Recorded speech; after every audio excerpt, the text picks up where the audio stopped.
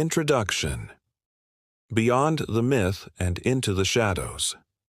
The figure of the vampire has long captivated human imagination, evolving dramatically from the grotesque, plague-spreading revenants of 18th-century European folklore to the alluring, complex, and often romanticized beings depicted in modern literature and film. Historically, these creatures were feared as monstrous entities, often believed to rise from their graves to prey upon the living, with communities resorting to extreme measures like staking suspected corpses to halt perceived epidemics. However, the 20th and 21st centuries witnessed a profound transformation of this archetype, largely driven by popular culture. Works such as Anne Rice's Interview with the Vampire and Stephen E. Meyer's Twilight series humanize the vampire, imbuing them with relatable emotions, moral struggles, and even heroic qualities. This shift was not merely an aesthetic one.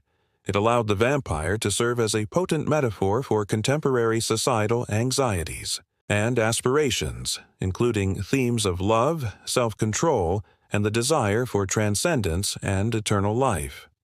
This pervasive media portrayal, moving from fear-inducing monster to a desirable, complex figure, directly correlates with the emergence and growth of the modern vampire subculture. The romanticized image offered a compelling template for self-identification and community building, providing individuals with a heightened sense of self-esteem, a perceived strength to overcome adversity, and a sense of belonging as social outcasts. This video aims to move beyond the sensationalized cult label often applied to modern vampire groups. While the public imagination might conjure images of disturbing rituals and dangerous activities, modern self-identified vampires are, in reality, part of a diverse and often decentralized subculture or community. A crucial distinction within this community is between real vampires and lifestylers. Real vampires assert an intrinsic, often unchosen need to consume either blood or subtle energy for their physical, mental, and spiritual well-being. This differentiates them significantly from lifestylers who adopt vampire aesthetics, dress in gothic fashion, or engage in role-playing games without this perceived physiological or energetic necessity. The belief that their condition is an immutable, innate aspect of their being, often compared to sexual orientation, serves as a powerful foundational identity for these individuals, shaping their internal dynamics and external interactions. This video will delve into the nuanced realities of these communities, exploring their diverse identities, structured practices, and the complex societal challenges they navigate. By moving beyond sensationalism, it seeks to foster a genuine understanding of what truly lies beneath the surface of modern vampirism. 2. The modern vampire identity, a spectrum of being. The contemporary vampire subculture is far from monolithic. It encompasses a diverse spectrum of self-identifications and practices, primarily distinguished by how individuals perceive their need for energetic sustenance. Typology of modern vampires. The various forms of self-identified vampirism reflect different approaches to addressing a perceived energy deficiency. Sanguinarians, hematophages. These individuals believe they possess a physiological need to consume small amounts of blood, either human or animal, to maintain their physical, mental, and spiritual health. They report experiencing debilitating symptoms such as lethargy, weakness, and digestive issues if they do not feed regularly. Psychic vampires. These individuals claim to draw subtle energy, often referred to as aura, prana, or chi, from others to balance a perceived spiritual or psychological energy deficiency within themselves. This energy can be absorbed through various means, including proximity to large groups, emotional interactions, or even specific sexual practices. Hybrids. As the name suggests, hybrids are individuals who report utilizing a combination of both blood consumption and psychic energy feeding methods to sustain their well-being. Sexual vampires. This is a specific subset of the community whose primary method of feeding on energy is through sexual practices. Research indicates that individuals identifying as sexual vampires often exhibit greater sexual diversity, with pansexual or omnisexual identifications being common. They report that the purpose of sex for feeding differs from sex for pleasure, with the quality of the donor's energy being paramount. Lifestylers, your role players, vampires. These individuals voluntarily participate in the vampire subculture primarily through aesthetic choices, such as dressing in gothic fashion, or by engaging in role-playing games like Vampire: The Masquerade. Unlike real vampires, they do not assert a need for blood or energy consumption for their health. While real vampires generally distinguish themselves from lifestylers, they typically recognize them as part of the broader vampire community. Other kin. This subculture has significant overlap with the vampire community and consists of individuals who identify as non-human in some fundamental way, often believing themselves to be mythological or legendary creatures, including vampires. Their identification can be spiritual, philosophical, or a sense of innate non-human essence. The diverse feeding methods observed within the subculture underscore that vampirism is a broad umbrella term for a perceived energy deficiency, extending far beyond the singular act of blood consumption. This broader definition allows for greater inclusivity and a wider range of community practices, reflecting a practical adaptation to the challenges of finding consensual blood donors. Born this way. The ontological claim of vampirism versus lifestyle choice. A central and defining tenet for real vampires is the assertion that their condition is not a conscious choice, but rather an immutable condition that is fundamental to their being.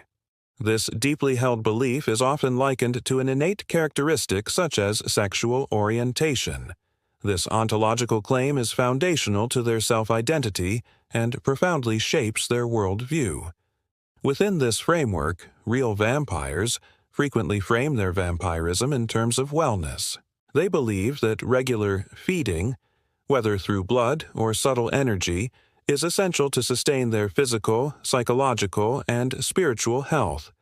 Many report experiencing a range of symptoms, including migraines, asthma, anemia, and heightened sensitivities to light and noise, which they attribute to this perceived energy deficiency. The understanding that these symptoms are a manifestation of their innate condition provides a coherent narrative for their experiences, allowing them to interpret their unique needs within a non-pathologizing context. However, this self-understanding, while fostering self-acceptance and community cohesion, simultaneously creates a significant barrier to seeking mainstream professional help.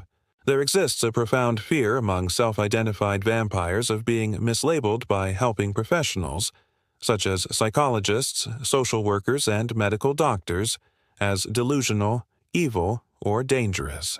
This apprehension often compels individuals to remain in the coffin, meaning they keep their vampiric identity secret, even when facing legitimate health or psychological concerns that could benefit from professional intervention. This dynamic perpetuates a cycle where their self-understanding is reinforced internally within the community, but external validation and support from conventional systems remain largely inaccessible. The inner landscape, psychological motivations, and perceived energy deficiency.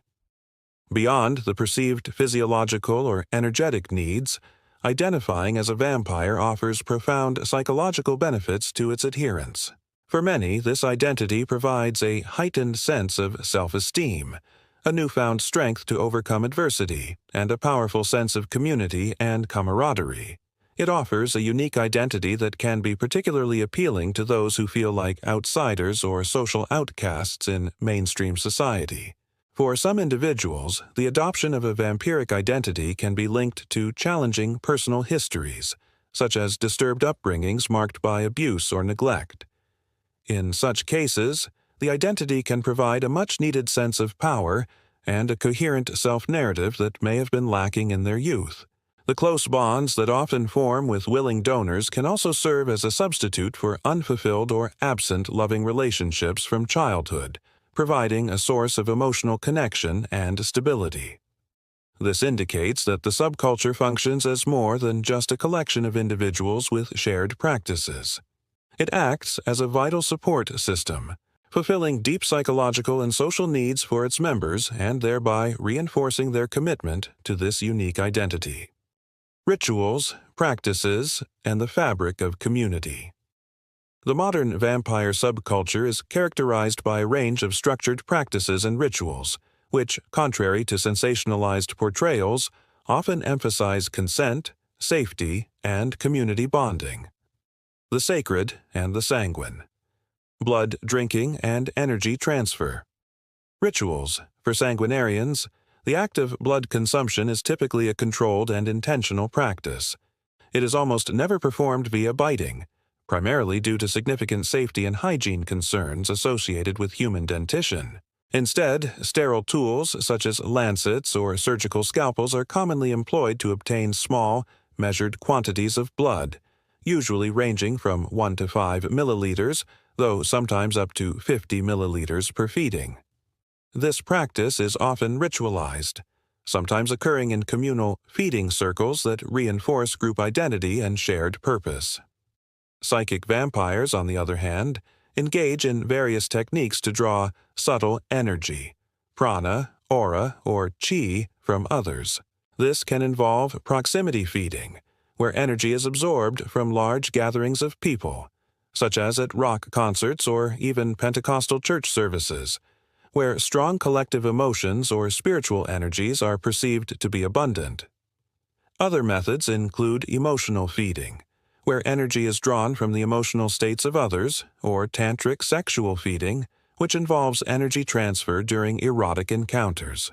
These diverse feeding practices, whether sanguine or psychic, are typically highly structured and consensual, moving far beyond any simplistic or bizarre, sensationalized portrayals. They reflect a serious, and often spiritual, pursuit of perceived vital nourishment and serve as a powerful means of community bonding. Donor relationships, navigating consent, safety, and ethical frameworks. A cornerstone of ethical practice within the modern vampire community, particularly for sanguinarians, is the absolute necessity of consensual relationships with donors. Donors willingly participate in these exchanges, and their explicit consent is paramount. Many sanguinarians maintain long-term relationships with 1 or 2 regular, trusted donors, fostering bonds that can be deeply personal, sometimes even erotic. The community places a high emphasis on health and safety protocols to mitigate the inherent risks associated with blood consumption. Donors are almost always tested for blood-borne pathogens, such as HIV, hepatitis B, and hepatitis C, before a feeding relationship commences, and ongoing testing is frequently maintained throughout the duration of the relationship. The consumption of blood in small quantities, as previously noted, is also a harm reduction strategy compared to larger ingestions. Furthermore, community leaders such as Balthazar Ashantison of the New Orleans Vampire Association, NOVA, and Father Sebastian, founder of the Endless Night Vampire Ball, actively emphasize the importance of proper precautions and advise that blood withdrawal, when necessary, should ideally be performed by medical professionals. Ethical guidelines, such as the Black Veil, a widely recognized code of conduct co-created by prominent ESI vampire Michel Bélanger, further underscore the community's commitment to responsible practices. Members are expected to adhere to these ethics, with ostracization being a potential consequence for non-compliance. This emphasis on consent, rigorous testing, and self-governance demonstrates a sophisticated and self-regulated approach to managing health risks and ethical considerations, directly countering public fears of predatory or reckless behavior. Building the network. Digital havens and physical gatherings. The rise of the Internet in the 1990s proved pivotal for the modern vampire subculture, transforming it from a collection of largely isolated individuals into a globally dispersed yet cohesive network. The digital realm became a prevalent form for communication, allowing newly awakened individuals to connect, share experiences, and find acceptance. Online platforms such as dedicated forums, chat rooms, websites, and social media channels like Reddit, Tumblr, Blue Sky, and various Discord servers, e.g., Secret Vampires Club, Vampire Survivors, serve as crucial hubs for interaction and community building. Beyond the digital landscape, the subculture organizes a variety of real-world gatherings. These range from large-scale public events like Father Sebastian, its renowned Endless Night Vampire Ball, and other noir havens, or festivals to more intimate meetings held in vampire nightclubs or within structured groups known as houses, covens, clans, orders, or courts. While the community is globally dispersed, dense populations of real vampires have been noted in major metropolitan areas such as Manhattan, New Orleans, and London, which frequently host these gatherings. The Internet's transformative force has enabled this global dispersion while simultaneously fostering cohesion, allowing individuals to find acceptance and community despite geographic distance and societal stigma. It mitigates the challenges of being a hidden subculture, enabling growth, mutual support, and providing safe spaces for discussion and education. Recruitment into these communities often occurs through initial contact with existing members or via these ubiquitous online platforms. Many groups, however, implement age restrictions, frequently not allowing members under 18 or 21 to join physical gatherings due to various legal considerations. Spiritual paths, from ancient beliefs to modern magic and other-kin identity. For a significant portion of the modern vampire community, vampirism transcends a mere identity or perceived physical condition. It constitutes a profound religion or spiritual path. This spiritual dimension connects them to perceived ancient myths and forces. Some groups have established formalized structures, such as the Temple of the Vampire, which is recognized as a church in the United States. Its doctrine is drawn from the Vampire Bible, a text that distinguishes between living vampires and undead gods, beings who have undergone physical death but are believed to retain an immortal existence. Rituals like vampiric communion are central to this spiritual practice, involving a symbolic exchange of energy between living vampires and these undead gods, believed to facilitate closeness and a path toward immortality. It is important to note, however, that no vampire religious group claims to achieve instantaneous or exclusive immortality solely through the imbibing of blood.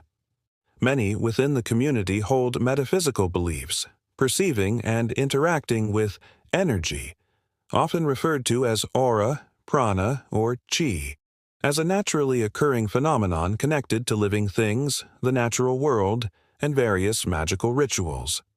This worldview often blends with and overlaps with other spiritual and occult traditions, including magic, Wicca, neo-paganism, and occultism. Interestingly, some individuals within the vampire subculture also affirm Christian ethics or identify as Christian, demonstrating a syncretic approach to spirituality that integrates diverse belief systems.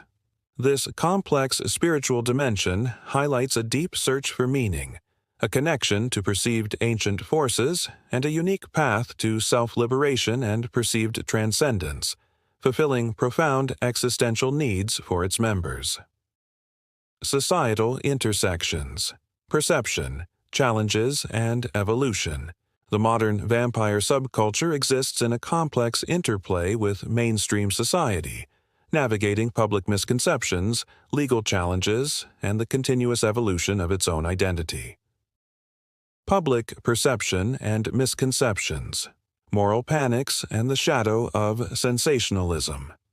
Public perception of modern vampire communities is heavily influenced by media portrayals that often perpetuate moral panics, associating the subculture with deviant behavior and crime.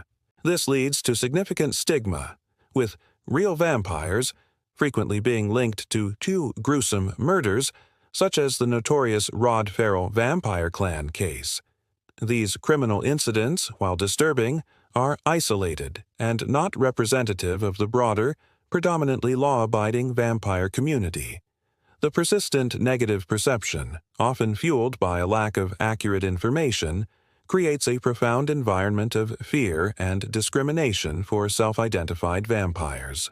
A significant consequence of this societal misunderstanding is a deep-seated fear among self-identified vampires of being mislabeled by helping professionals, including psychologists and medical doctors, as delusional, evil, or dangerous.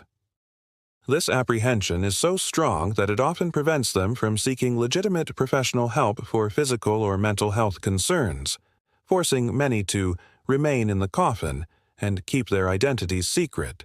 This dynamic creates a cycle where a lack of understanding from mainstream society leads to fear, which in turn necessitates secrecy, thereby reinforcing existing misconceptions and hindering opportunities for integration. Furthermore, some self-proclaimed Christian vampire slayers actively oppose the subculture online, reflecting a religious moral panic that adds to the societal pressure and stigmatization. Legal labyrinths, discrimination, rights, and notable legal cases. Despite their efforts to integrate, individuals identifying as vampires face real-world legal challenges, particularly concerning discrimination in employment and housing. These discriminatory practices are often rooted in prevailing myths, stereotypes, and prejudices. Academic discussions explore the potential applicability of the Americans with Disabilities Act, ADA, to individuals who identify as vampires, particularly regarding accommodations for conditions like photophobia, sensitivity to sunlight. Legal scholars suggest that organizations discriminating solely based on myths and stereotypes may face legal consequences, indicating a growing awareness of identity rights even for non-traditional groups. The legality of consensual blood exchange between adults is a complex area, often navigating the principles of informed consent and bodily autonomy. While individuals generally have the right to determine what happens to their own bodies, public consumption of human blood is widely considered illegal. Beyond the infamous Rod Ferrell vampire clan murder case, which involved a group engaged in role-playing games that escalated into violence, other legal cases have intersected with the vampire identity.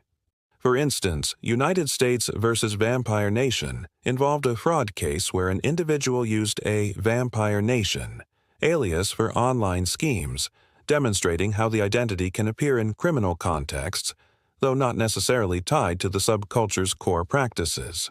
Furthermore, a student vampire club, the Fantastics, challenged high school administrators' censorship of their online postings, raising important questions about First Amendment rights and the boundaries between protected free speech and perceived dangerous cult activity. These instances highlight that modern vampire communities actively navigate existing legal frameworks, seeking protection and legitimacy within a society that struggles to categorize and understand them.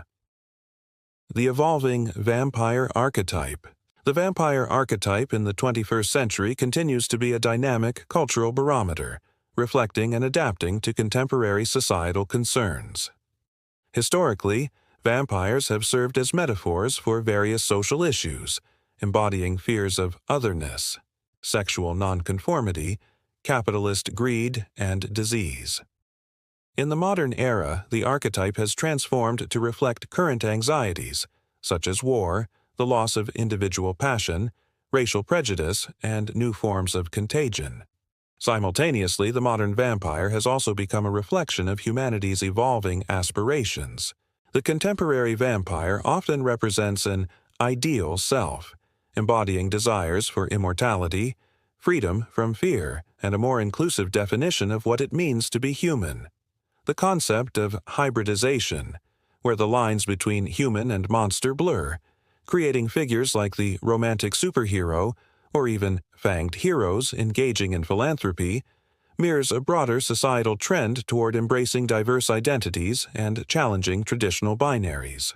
This continuous evolution demonstrates the archetype's enduring power to articulate both societal fears and collective desires in an increasingly complex and alienating world. V. Conclusion. Beyond the shadows, towards understanding.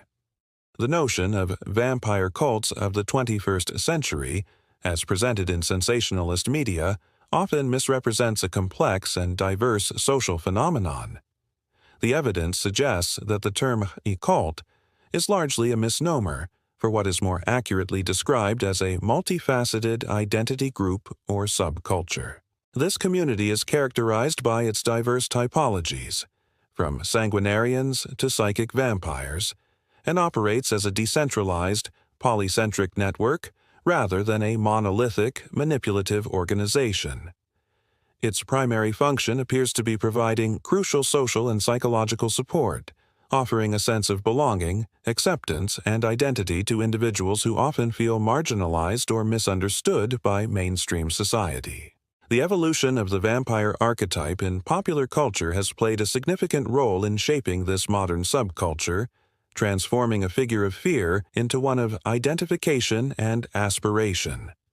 While the practices, particularly blood consumption, carry inherent health risks, the community has actively developed and implemented harm reduction strategies, including rigorous donor testing and sterile procedures, demonstrating a pragmatic and responsible approach to their unique needs. Despite these internal safeguards, the pervasive public perception of danger and deviance, fueled by sensationalism and isolated criminal cases, continues to create an environment of stigma and discrimination. This forces many self-identified vampires to maintain secrecy, hindering their access to mainstream support systems and perpetuating a cycle of misunderstanding. Looking ahead, the digital realm will undoubtedly continue to serve as the primary incubator and connector for the modern vampire subculture, fostering its ongoing evolution and resilience in a world that still struggles to comprehend non-traditional identities. The tension between the community's desire for greater acceptance and visibility, and the societal tendency to mislabel and stigmatize, will define its future trajectory. Whether these unseen bloodlines will ultimately move further out of the shadows or remain largely in the coffin depends significantly on society's willingness to engage with nuance, challenge preconceived notions, and foster a more inclusive understanding of diverse human experiences.